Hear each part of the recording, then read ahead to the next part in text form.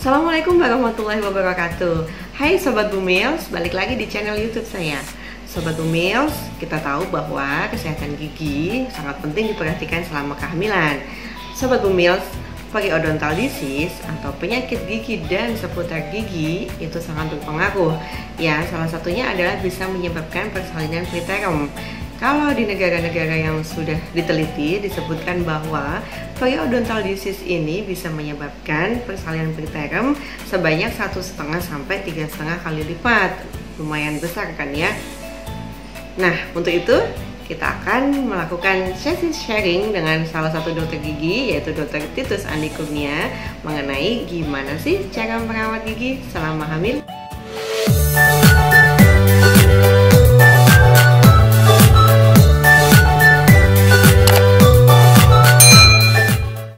Selamat pagi Dokter Titus. Nah, Sobat Bumi, ya ini adalah Dokter Gigi Titus Andi Kurnia, MDSC, FTKGA. Beliau saat ini sedang di Jogja tinggalnya dan berpraktek di Rumah Sakit Hermina Jogja. Nah, Dokter Titus ini adalah teman SMA saya, ya kita dulu SMP dan SMA ya, kita teman satu sekolah dan sekarang beliau berpraktek di Jogja. Oke, kita langsung ke pertanyaan pertama ya, Dokter Titus ya.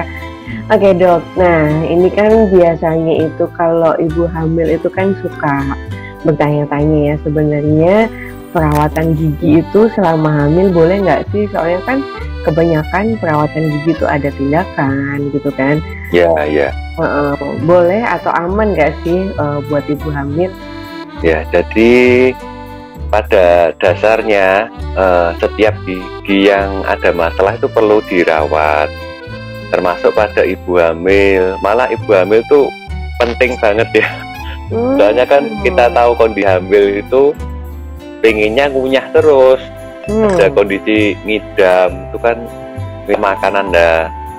Kalau pas ngidam tapi giginya sakit nggak bisa makan, suaminya yang repot. Terus kan di kehamilan itu emang ada hormon yang nggak stabil, jadi emang gusinya emang cenderung lebih mudah berdarah, bengkak, jadi emang lebih beradang ya gusinya. Yang lebih ditekankan pada bumil-bumil ibu hamil malah pencegahannya, preventif, tindakan pencegahan. Jadi alangkah baiknya kalau kehamilan itu diprogram atau sudah dipersiapkan dulu. Jadi kalau persiapan kan kita sudah up giginya dulu, biasanya gitu ada yang sudah mulai program hamil nih, giginya sudah check up dulu, itu sudah aman. Jadi kalau ada yang lubang bisa langsung ditambal.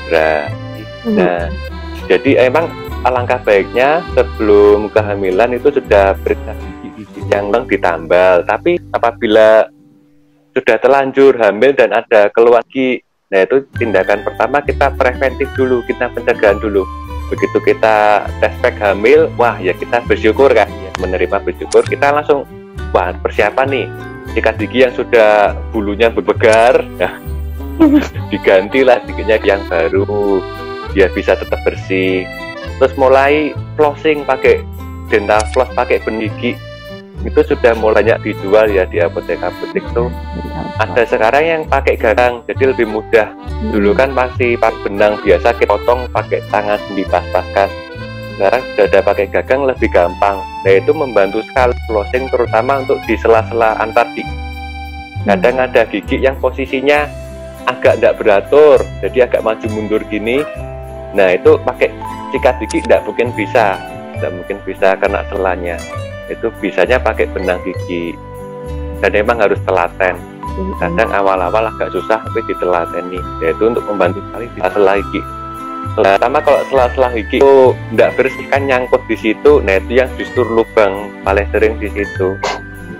Nah setelah kita sudah menjaga kebersihannya, preventif kita maksimalkan, rajin gosok gigi. Kalau ngidam tengah malam minta martabak manis tengah malam, oke, suami siap kan, datang bumil makan martabak jam 12 malam, langsung tidur. Oh, suaminya ingkang pun gosok gigi dulu kan ya.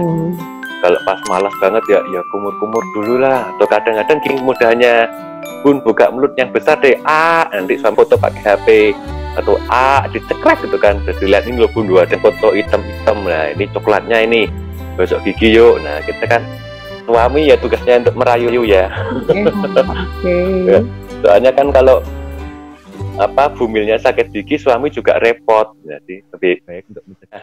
Untuk tindakan gigi itu yang lebih aman, untuk tindakan sederhana ya ada ibu hamil tuh ya. Jadi kayak tambal gigi sederhana yang minimal menimbulkan trauma lah, yang minimal pasti. Jadi kayak yang bedah-bedah gitu sebaiknya ditunda dulu kecuali emergensi.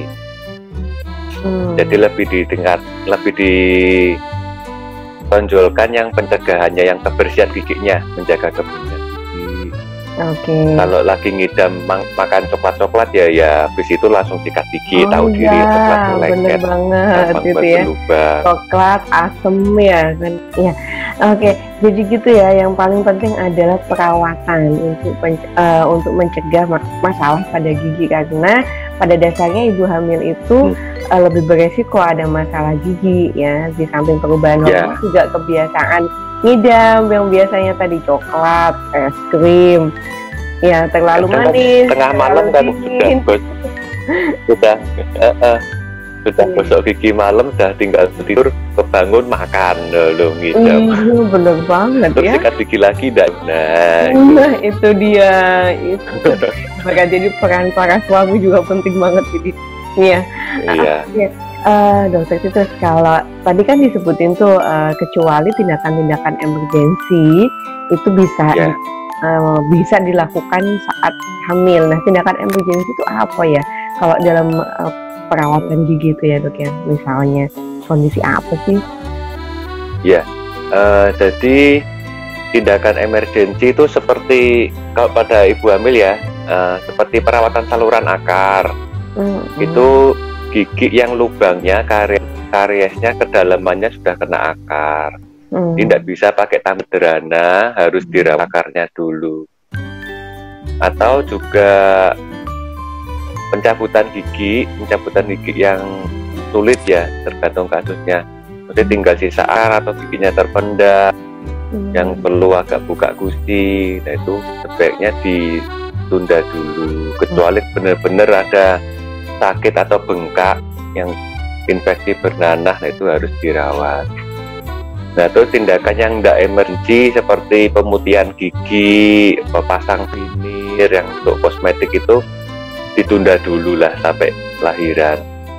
Pada prinsipnya memang karena tindakan gigi itu invasif, sehingga memang ada efek samping kadang ke kehamilan ya. Bisa kontraksi prematur gitu. Makanya biasanya kalau akan melakukan tindakan gigi kita kolaborasi ya. Nanti ibu hamil kita berikan obat penguat misalkan untuk menjaga kehamilannya supaya tetap dilakukan tindakan ya. Nah, tindakan yang aman tadi yang sederhana ya, tindakan-tindakan kayak tambal sederhana ya. Jadi sederhana.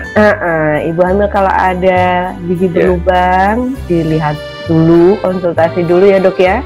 Dilihat separah apa. Jangan dibiarkan deh, kalau gigi lubang dibiarkan itu malah yang sudah dalam yang kena akar. Atau kalau dibiarkan terus bisa infeksi bengkak, nah itu yang malah repot. Iya, dan jadi fokus infeksi juga bisa bikin ini dok. Betul. Prematur itu kontraksi preterum juga kalau jadi fokus infeksi tempat masuknya bakteri gitu kan. Bisa bikin preterum. Oke, jadi jelas ya. Nah dok, kalau kita perawatan gigi itu paling aman di trimester berapa sih? Hamil itu boleh nggak sih hamil muda melakukan perawatan gigi gitu? Kalau hamil muda masih di trimester pertama itu masih agak rawan ya biasanya. Soalnya kan memang kondisi janin masih belum terlalu kuat ya, dan dan tindakan gigi itu seperti kita tahu, orang ke dokter gigi itu sudah tegang, sudah dredeg. Iya betul. Orang dewasa aja tegang dredeg ya. Kadang kalau pas di bor gitu kan tangannya pegangan kenceng gitu. Nah, apalagi kalau pas hamil bisa menimbulkan kontraksi. Nah, takutnya kalau trimester pertama itu masih kuat. Jadi disarankan perawatannya itu di trimester kedua. Trimester kedua itu sudah relatif lebih aman. Kalau yang trimester ketiga itu juga sudah terlalu besar, jadi resiko juga kalau sudah trimester ketiga mending ditunda dulu lahiran tindakannya. Kecuali yang emergensi ya, jadi untuk mengurangi rasa sakitnya. Oke, jadi gitu ya, kita paling aman di trimester 2. Tapi kalau ada yang emergensi di trimester 3 ya ditangani aja emergensinya. Nanti penyebabnya dipending setelah kehamilan. Oke. Nah dok, kita nyambungin yang tadi nih masalah yang sering di kehamilan nih, selain ngidam, ibu-ibu tuh kalau hamil trimester 1 terutama kan ada yang namanya morning sickness ya, muntah-muntah gitu ya. Iya betul. Nah ini kalau masih trimester 1 ini suka mual muntah gini, ini nggak sih kadang kan ada efek juga nih sikat gigi terus jadi muntah dok gitu, sering banget tuh pasien kayak gitu tuh. Nah gimana? Iya betul. Nih kadang ada yang nyium bau suaminya muntah. Nah memang kalau muntah itu kan yang keluar kan asam ya, dari kadang kalau saya bukan sih kadang kalau minum muntah morning sickness itu kan biasanya keluar asam kosong, jadi cuma tapi nggak ada isi makanannya, cuma asam aja, cuma air. Tapi nah itu justru asam tuh yang bahaya buat gigi. Yang gigi malah kalahnya asam, yang buat gigi keropos itu malah asam. Nah jadi rekomendasi setelah muntah-muntah itu bisa kumur-kumur dulu sama air putih. Jadi dibilas dulu lah sama giginya biar nggak ada asam yang dari lambung ya, yang nempel-nempel itu. Nah terus untuk pemilihan pasta gigi, nah ini kadang agak-agak tricky, agak bingung ya. Kadang sebelum hamil sudah cocok nih pakai merek A gitu. Tapi waktu pas hamil kita pakai pasta gigi itu malah mual tuh, malah mual, malah jadi muntah. Nah kita bisa coba merek yang lain, pasta gigi merek yang lain, dan baiknya sih yang tidak ada rasanya ya. Yang rasanya hambar, saya yang pakai rasa buah-buahan, tamin gitu. Biasanya cenderung yang tidak ada rasanya yang lebih aman. Tapi itu juga tergantung tiap masing-masing bumil ya. Ada juga yang kadang pakai rasa buah lebih bisa ditolele ya, apa ya. Yang penting tetap gosok gigi pakai pasta gigi. Jadi kalau kadang pakai pasta gigi A nggak enak, lebih sedikit ya, ganti pasta gigi yang lainnya. Ditarik-tarik sendiri. Nah, jadi bebas ya dok ya, yang penting tetap gosok gigi pakai pasta gigi ya. Walaupun saat morning sickness, karena muntah-muntah itu memproduksi asam tadi ya, yang bikin korosif lebih. Iya betul, kalau bisa ya muntah harus gosok gigi ya idealnya. Tapi kalau pas kita nggak di rumah kan nggak bisa gosok gigi, kumur-kumur air putih, dikumur itu kumur dulu. Air putih cukup ya dok ya? Perlu nggak sih pakai kayak obat kumur gitu? Cukup sih air putih aja Bapak. Ya tuh ya, buat ibu yang morning sickness harus siap-siap banyak air putih ya. Yang masih muntah-muntah harus banyak air putih, siap-siap. Begitu muntah langsung kumur, jangan ditahan-tahan. Nah dok, ini nih kita sekarang ngomongin soal perkembangan gigi ya pada janin ya. Nah ini kan kita tahu kalau janin itu kan perkembangan gigi pada janin itu kan sebenarnya dimulai saat kehamilan ya. Nah gimana sih dok, perkembangan selama kehamilan itu yang seperti apa sih sebenarnya, dan gimana caranya si sobat bumil ini bisa mengoptimalkan perkembangan gigi janin selama hamil itu seperti apa, Dok? Ya, nah jadi ini Kak, kadang-kadang ya masih belum banyak tahu ya. Jadi ternyata di kondisi hamilan itu, waktu kondisi masih janin itu sudah mulai ada pembentukan benih-benih giginya. Jadi itu sekitar pada minggu ke-6 kehamilan itu sudah mulai terjadi pembentukan gigi di janin, di calon bayi kita. Jadi mulai ada mineralisasi yang nantinya akan tumbuh menjadi gigi dan mulut di janinnya itu. Nah, untuk mengoptimalkan itu, ibu hamil harus mempunyai nutrisi yang mendapat intake nutrisi yang tepat. Nah, saya sebutkan contoh-contohnya. Yang pertama yang jelas kita tahu adalah kalsium. Nah, kalau kurang kalsium, tulangnya sama giginya mungkin yang kita tahu keropos, nggak kuat. Nah, kalsium itu baik untuk janin, juga baik untuk hamil juga. Nah, contohnya kalsium yang gampang sehari-hari bisa kita makan itu dari susu, keju, yogurt, atau dari brokoli. Sayuran brokoli itu bagus. Terus selain kalsium ada kandungan fosfor. Nah, fosfor ini bisa kita dapat dari daging, susu, sereal. Terus yang ketiga vitamin D. Vitamin D juga untuk tulang dan gigi. Itu bisa kita dapat dari sinar matahari. Jadi kadang kalau hamil juga perlu olahraga juga ya. Jalan pagi sama suaminya. Kalau suaminya nggak kerja. Kalau suaminya kerja, jalan aja sendiri. Boleh. Oh iya. Oke, lanjut Dok, lanjut. Terus ya, yang selanjutnya sih protein. Protein bisa dari produk susu atau dari daging ya. Nah, terus ini yang pentingnya harus rajin kontrol ke dokter spesialis OJ kita ya, dokter spesialis kandungan langganan kita. Soalnya nanti dari dokternya juga, dokter Rifki juga ngasih itu ya, biasanya obat-obat untuk vitamin ya, multivitamin ya untuk mil ya. Itu salah satunya untuk membantu pembentukan benih giginya, benih gigi di janin. Ya. Maka dari itu kadang suplemen kalsium dan vitamin D, Dok, yang sering saya berikan ke ibu hamil sejak trimester 1 memang. Jadi nggak cuma asam folat aja. Saya kan vitamin D agak kurang ya, Mas. Indonesia ada tropis, banyak sinar matahari tapi jarang yang berjemur. Betul banget. Bisa dibilang 80% ibu hamil kalau kita cek vitamin D itu kurang memang. Jadi saya biasanya kasih aja suplemen karena ya intake makanan kita mungkin yang kurang bagus ya. Walaupun berjemur tapi walaupun tropis tapi intake makanan bahan vitamin D-nya nggak bagus, jadi tetap aja kurang. Oke, nah itu Sobat Bumil, yang paling penting adalah kalsium, fosfor, vitamin D, dan protein ya untuk pertumbuhan gigi. Sejak 6 minggu loh usia kehamilannya ya. 6 minggu ya. Dok, ini kan sekarang kan lagi pandemi COVID begini ya.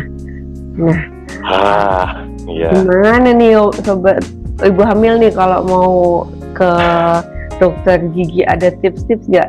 Memang ada beberapa pasien itu kalau saya tanya, wah giginya berlubang, kenapa nggak segera ke dokter gigi? Takut Dok lagi pandemi. Nah, itu seperti apa ya tipsnya ya Dok ya? Iya. Jadi pada pandemi ini memang dokter gigi yang terpengaruh itu ya banyak ya. Jadi waktu saya ceritakan dulu, waktu pas kondisi awal pandemi malah dokter gigi itu tutup semua. Kita tahu mulai bulan April itu, Maret, April, Mei itu tutup. Emang kan resiko sekali dari tindakannya, pakai bur yang menimbulkan aerosol nyebar kemana-mana, terus kekurangan APD yang tiba-tiba menjadi langka, masker aja susah ya. Terus kan nggak harus pakai, sekarang kita pakai APD yang tingkat 3 pada dokter gigi ini. Jadi kan kita pakai kerudungan, pakai hazmat, pakai maskernya 2 lapis, sudah ketutup semua dah. Nah, setelah itu baru mulai akhir-akhir ini baru boleh praktek, dokter gigi boleh rekomendasi praktek tapi dengan protokol yang sangat ketat. Jadi kasusnya yang kasus emergensi, kasus selektif aja. Terus pasiennya juga diseleksi ya, pasien sama dokter sebetulnya. Kalau dokternya juga kurang fit, dia juga nggak boleh praktek. Dokternya beler, pilek, apa nggak batuk-batuk gitu sudah, apa suhunya waktu dicek nggak lolos ya nggak bisa praktek. Termasuk pasiennya juga, pasien juga dicek semua. Kalau ada riwayat batuk pilek 2 minggu, ditunda dulu. Dan memang lebih sekarang ini ke dokter gigi sudah tidak seperti dulu ya, sudah new normal. Jadi sudah tidak ada antrian panjang di ruang dokter gigi. Sekarang pakai perjanjian dulu biasanya. Jadi silakan ibu hamil yang ada kondisi giginya bermasalah bisa kontak dulu ke dokter gigi langganannya, dokter gigi terdekat. Biasanya di kontak sekarang ya kok pakai WA atau pakai SMS udah nggak zaman ya, WA atau DM Instagram kan sudah banyak tuh yang itu di Instagram. Di WA aja, dok saya ada keluhan gini, nanti fotokan kondisi giginya, terus kalian tanya-tanya di situ, nanti dokter giginya yang bisa ngasih itulah penjelasannya. Oh ya pada kasusnya seperti ini bisa pencegahan aja atau bisa kunjungan ke praktek. Nanti sudah dijadwal jamnya pada hari ini, jam ini, jadi biar waktu kita datang tuh nggak ngantri, saya bisa langsung masuk. Nah soalnya setelah saat pasien selesai kan steril semua, dokternya steril, ganti-ganti, ruangannya juga disteril. Nah termasuk untuk tindakan yang pakai aerosol itu ya sekarang sudah ada banyak sih. Dokter gigi kan alatnya ini, senjatanya kan peralatannya. Jadi sekarang juga pasti ada alat baru yang untuk vakum, yang untuk nyedot aerosolnya itu sudah ada. Terus pada ruangan praktek sudah ada ventilasi ya untuk aliran udara itu biar tidak mulek di situ aja. Kalau sekarang, kalau dulu kan pakai AC itu ruangan tertutup semua, sekarang harus ada jendela yang terbuka atau pakai exhaust, jadi biar tidak mulek lah. Jadi aerosolnya biar tidak di ruangan itu terus. Jadi masih bisa ya datang ya dalam kasus-kasus tertentu. Nah ini kalau sekarang itu kan dikembangkan telemedicine ya dok ya, jadi konsultasi dulu ya, itu telemedicine itu yang buat perjanjian dulu, konsultasi online dulu ya sama dokter giginya. Diperlukan nanti akan disarankan untuk datang untuk kontrol atau melakukan tindakan gitu ya, konsultasi dulu sebelumnya, jadi lebih aman seperti itu. Boleh nggak dok sedikit lagi tips closing atau dirangkum? Ibu hamil itu anugerah ya, itu satu berian. Jadi semuanya itu adalah titipan ya dari Ilahi, dan kita sebagai manusia ini harus menjaga, harus bertanggung jawab dari setiap titipan yang diberikan pada kita. Jadi kita tahu ibu hamil itu perlu banyak nutrisi, perlu lebih banyak makan ya kan, untuk perkembangan janinnya biar sehat. Nah makan kan lewat mulut. Ini makan dari lewat hidung, lewat telinga, makan lewat mulut. Nah cara kan dikunyah dulu, kunyahnya pakai gigi. Nah jadi giginya harus kuat dulu, giginya harus sehat. Oke dok. Itu dok ya. Terima kasih banyak Dokter Titus atas sharingnya kali ini. Jangan bosan-bosan ya nanti untuk mampir lagi di channel YouTube. Ya, terima kasih. Terima kasih banyak. Terima kasih nih kehormatan. Terima kasih dok. Demikian Sobat Bumil, sharing kita dengan Dokter Titus. Ternyata nggak cuman perawatan saja, tapi nutrisi, kebiasaan juga menjadi kunci untuk melakukan kesehatan gigi selama hamil. Jangan lupa Sobat Bumil, tetap sehat dan tetap cerdas, karena masa depan bangsa Indonesia terbentuk dari sentuhan para ibu sekalian. Terima kasih. Wassalamualaikum warahmatullahi wabarakatuh.